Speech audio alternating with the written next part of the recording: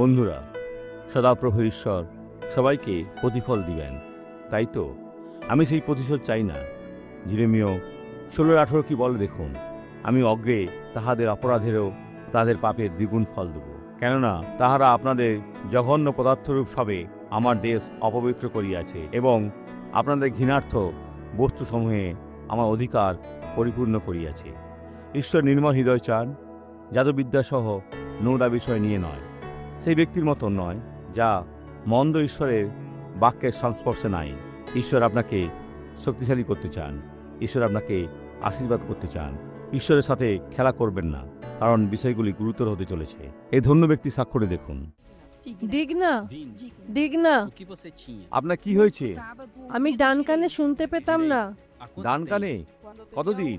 যখন আমি 1 বছরের ছিলাম, আমরা একটা নদী পার করছিলাম আর আমি বাবার কোল থেকে পড়ে যাই। আর আজ আপনার বয়স কত? আমি 37 বছরের। তাহলে আপনি 36 বছর শুনতে পাননি? হ্যাঁ, এখন কি শুনতে পাচ্ছেন? আমি পারছি। আমি যা বলবো আপনি সেটা বলবেন, কিন্তু বাম কানটা বন্ধ রাখুন। এটা বাম কান। হ্যাঁ। যা বলছি সেটা বলুন। আপনার বাবার নাম কি? আপনার বাবার নাম কি? হালেলুয়া।